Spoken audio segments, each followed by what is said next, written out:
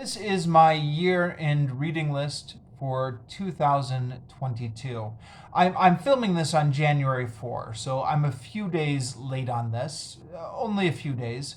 And if you've seen my previous video, you know I've been traveling over the past week, so that's why this is late. And if you missed my previous video, I'll link to it in the description down below. You can check it out. But better late than never, here is my reading list from 2022. Now, 2022 was a busy year for me. We had the second baby, and if you've had kids, you know how this goes. During the first few months, they just sleep and drink milk all the time, and you think, oh, having a baby is so easy. I don't know what everyone's complaining about. But then as they get older, they demand more and more attention. And since this was our second one, we also had a 3-year-old who was demanding attention. And plus, work got quite busy during some parts of 2022. The big thing for me here in Vietnam was it was return to face-to-face work after having spent several months. How long was it? About 9 months or something, teaching from home. So when I was teaching from home, it allowed me to read a lot of big books because I didn't have to worry about carrying them around with me. But then once I started returning to face-to-face work, it was a little bit more cumbersome to carry some of those big books around with me. So a few of those reading projects that involved big books either didn't get finished this year or it took me a little bit longer to finish this year. One of the big books is, the Bible, which I started off with got through Genesis in January 13 and Exodus in March 30. And then just completely stalled out on Leviticus. Now, part of the reason is Leviticus is so boring. I mean, parts of Exodus were pretty boring, but Leviticus takes the cake. But the other reason, I think the primary reason, was becoming busy again and returning to work. I didn't. The Bible's a little bit, well. Actually, it's not that big, is it? Maybe I could take this with me to work. I just feel a little bit silly reading the Bible at lunch break. Like, people are going to think I'm a religious freak or something. But, if you want to get reading done, sometimes you can't be too self-conscious about these things. At any rate, stalled out on Leviticus for now, but I still plan on continuing this project. You'll have to bear with me. I'm a slow reader and easily distracted. But I got Genesis and Exodus read from the Bible. Another big book, The Complete Stories of Oz. Now, I had already partially finished this book, I was at the Patchwork Girl of Oz. So this year I read The Patchwork Girl of Oz, Little Wizard Stories of Oz, Tick-Tock of Oz, Scarecrow of Oz, Rinky-Dink in Oz, The Lost Princesses of Oz, The Tin Woodman of Oz, The Magic of Oz, and Glinda of Oz. And then Glinda of Oz being the last book in this collection, so finally finishing up The Complete Stories of Oz. Again, this was a book that I made good progress on in the beginning of the year and then stalled out at the end of the year. I was initially doing this as a buddy reads with Dane Cobain over at Dane Reads. Well, in fact, I guess I still was. I would still watch his videos before making my reviews, but we were no longer in sync. He was doing his videos months before me. Dane has gone on with the rest of the series. The Stories of Oz that were published after L. Frank Baum's death. But I think for now, I'm going to stop here. I'm pretty much done with Oz, and the reviews Dane has given to the following books in the series have not really inspired me to want to keep going. It sounds like they continue to be more repetitive even after the series has been taken up by other authors. But anyways, yep, finish this one off. And then another big book was Herodotus, which this is another book I read much of this last year. I got a very good start on this last year, continued it on into this year, stalled out on it this year as I was getting busy in my life, and also it's a little bit cumbersome to carry around, but I did finally make an effort to finish this off. When did I finish this off? Sorry, I'm just looking at my dates here. On November 12th, 2022. It's, as I said in my review of this book, there's a lot of interesting stuff here. So on the one hand, it's absolutely fascinating to read. On the other hand, it's a little bit hard to get like a forward momentum going through the narrative. But I'm glad I read that. And then followed that up with the next event in Greek history, the Peloponnesian Wars by Donald Kagan, which I just finished up on December 28th, but did not get around to reviewing yet. So I'll come back to this book with the review. And then the Lord of the Rings series. Now, again, this is something I had started the previous year. What did I have here? I only had the last two books this year. So the Hobbit and the first book I read in 2021. 2022, I finished up with The Two Towers and The Return of the King. My 3-year-old has ripped the cover off of this book, but here it is. And that represented finishing off the Lord of the Rings series,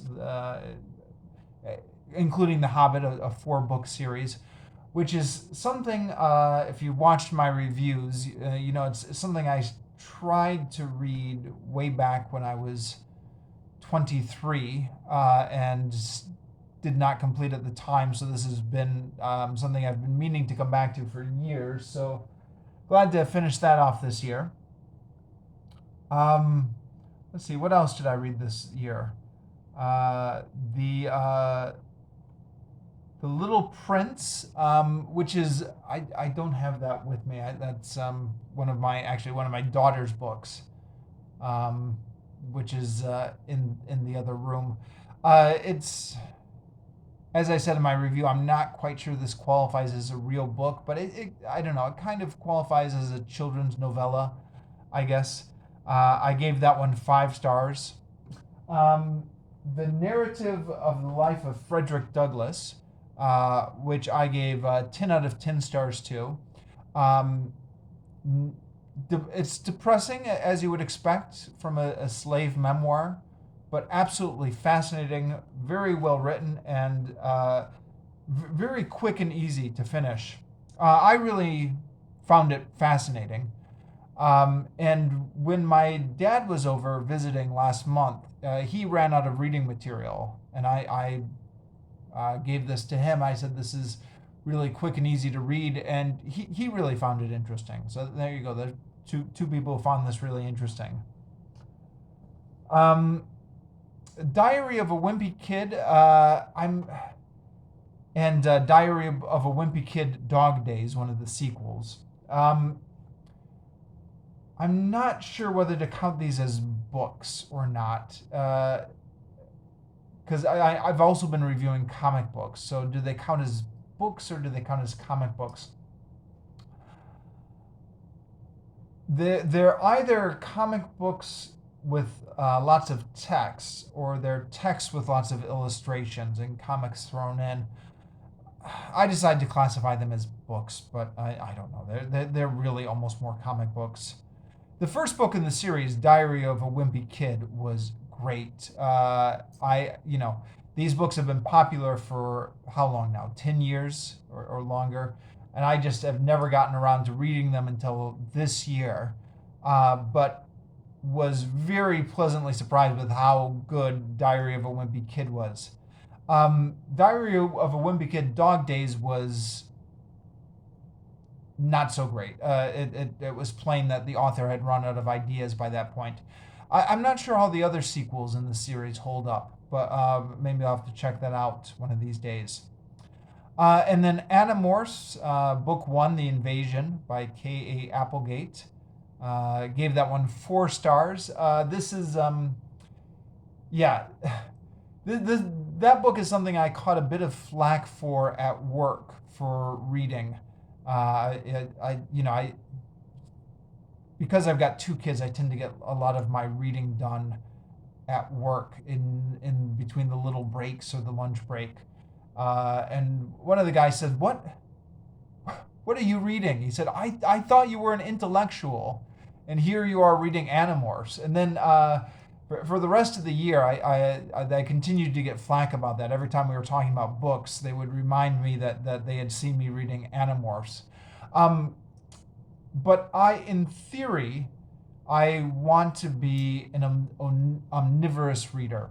Somebody who reads highbrow and lowbrow and kids' books and adults' books. So I don't feel a lot of shame in that. I feel like I've read enough classics this year to try and balance that out.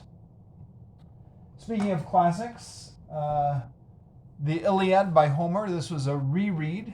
It's a puzzling book, as I said in my review. I'm not quite sure what to make of all this violence or what the author wants me to feel, but it's also fascinating. There's just so much going on here. I gave it 9 out of 10 stars.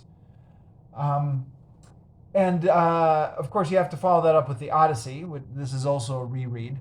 Although this one, I actually finished the last 30 pages of the Odyssey on January 1st, 2023. So I'm afraid this one will have to count towards next year's reading list. I'll talk about this more later in a future video. The Wayfarer Redemption, just this junk fantasy book I picked up on a whim at a used bookstore, but the plot was a little bit convoluted, but the prose was very well written. I gave it 7 stars. The Invisible Man, this was another reread by H.G. Wells, but made me remember why I liked H.G. Wells so much. I gave this one 8 out of 10 stars. Tarzan of the Apes, which, sorry, pardon me, I left that up on the shelf. A lot of things. A lot of things to criticize of this book if you wanted to be critical, but it's also a lot of fun. I gave this 8 out of 10 stars. And I think that's my reading list for this year. So, best fiction. I'm almost tempted to go with Tarzan because that was a lot of fun, but I feel like I have to go with The Lord of the Rings. Just because this is like the seminal fantasy book of the 20th century. I found bits of The Lord of the Rings to be a slog, to be honest. Let's face it, bits of it are a slog. Sam and Frodo up on the mountain and stuff like that. I'm sure this would have been much more overwhelming or whelming or whatever if I had read this without knowing the story already. If I hadn't seen the Rankin Bass movie as a kid, and if I hadn't seen the Peter Jackson movies when they came out, and if I hadn't already known the major beats of this, it would probably have, I imagine it would have impressed me a lot more. As it was, like everybody does these days, I picked it up essentially already knowing the story and just getting more details. But some of those extra details were interesting.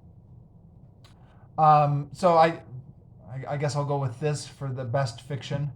Best reread, I'm going to go with the Iliad. Oh, by the way, the Bible I'm taking out of the running for the best and the worst because it's a sacred text to a lot of people, so I don't want to get in trouble. Best fiction. I mean, there's a lot of fascinating stuff in Herodotus. I don't know. Should I give it to Herodotus or should I give it to Frederick Douglass? They were both really good. I gave Herodotus 8 stars because there's a lot of fascinating stuff in here, but it could also be a slog at times. Frederick Douglass gets 10 stars just because it was such a quick and easy read with, no fat on it. But it was also so much shorter than Herodotus, it's really hard to compare them. But yeah, I gave this one 10 stars, so I'll have to go with that one. I don't think I read enough nonfiction this year to do a worst, but the worst fiction would definitely be one of those Oz books. They could be pretty terrible. Looks like The Magic of Oz I gave 3 stars to, so that's my lowest rating. Tied also with Diary of a Wimpy Kid, Dog Days. So not the original Diary of a Wimpy Kid, but the sequel, Dog Days. I also gave that one 3 stars. Looks like I also gave Glinda of Oz 3 stars. Okay, so 3-way tie for worst fiction. But probably The Magic of Oz was the worst of them. And then comic books. So I read 20 comic books this year, and this is new for this channel and for my blog. I've not made a project of reviewing comic books before, but decided to start this year for a number of reasons. One, I have access to comic books now that I'm working in a school that has a decent library. Because I live out in Asia here, in previous years I didn't have access to a lot of English comic books without paying outrageous prices. And then 2, now that I've started doing a lot of video reviews of comics seem to make sense. Back in the days when I was just doing written reviews on my blog, it seemed like it was troublesome to do a written review of a comic. I'm classifying these separately from the books I've read, although this raises the age-old question, what is a book or what is reading? I mean, some of these comics I read this year, for example, Bone the complete cartoon epic in 1 volume was like 1,400 pages. It was like this huge doorstopper. The Avengers one, the Avengers Volume 1 by Stan Lee, was so filled with text. Those old Marvel comics were so talky that you were really reading a lot of text to get through it. As with the Flash Gordon Dailies book I read, had a lot of text in them. So, in terms of making your way through sheer number of words, I think those comics had a lot of words in them. Sandman by Neil Gaiman as well. But the feeling of reading a comic book is completely different. So, for example, the cognitive effort it takes to struggle through the histories by Herodotus compared with the cognitive effort it takes to read an Avengers comic book is so completely different. I think it must be just because the pictures on the comic book carry so much of the storytelling and ease the cognitive burden of deciphering the story that it just, I don't, in that sense, I don't think it counts as reading in the same way as a book does. Certainly, the amount of concentration and focus you need to read a book is nothing like the concentration and focus you need to read a comic. So I'm classifying these separately, but I did the 300 graphic novel by Frank Miller, The Bone, the complete epic in one volume by Jeff Smith, Discworld graphic novels, Color of Magic and the Light Fantastic, Sandman Volume 1, Preludes and Nocturnes. I did a number of Tintin books, Tintin in the Land of the Soviets, Tintin in America, Tintin and Cigars of the Pharaohs, Tintin and the Blue Lotus, Tintin and the Broken Ear, Tintin and the Black Island, Tintin and King Otagar's Scepter, Tintin and the Crab with the Golden Claws, Tintin and the Seven Crystal Balls, Tintin and the Land of Black Gold, Tintin and the Secret of the Unicorn, and Tintin and the Prisoners of the Sun. I also did Carl Barks, The Lunatics from the Complete Carl Barks Disney Library, Volume 25. In terms of superheroes, I did the Mighty Marvel Masterworks Avengers Volume 1 and The Death of Superman. Death of Superman was a reread. I had previously read that way back in the 90s. And yes, and then the Sandman Volume 1, which kind of counts as a superhero, I guess. Or at least it's tied in with DC continuity. And then the Flash Gordon dailies, Austin Briggs, The Radium Minds of Elektra. I didn't give these ratings as I was reviewing them, and it's a little bit hard to compare them. I mean, how do you compare Donald Duck against the Death of Superman or Sandman? Is there any point in doing like a best and worst of comics? Because I read across a few different genres in terms of comic books, I don't feel like I can compare them. But that's my list. So yeah, that's my reading list for this year, and I will see you later.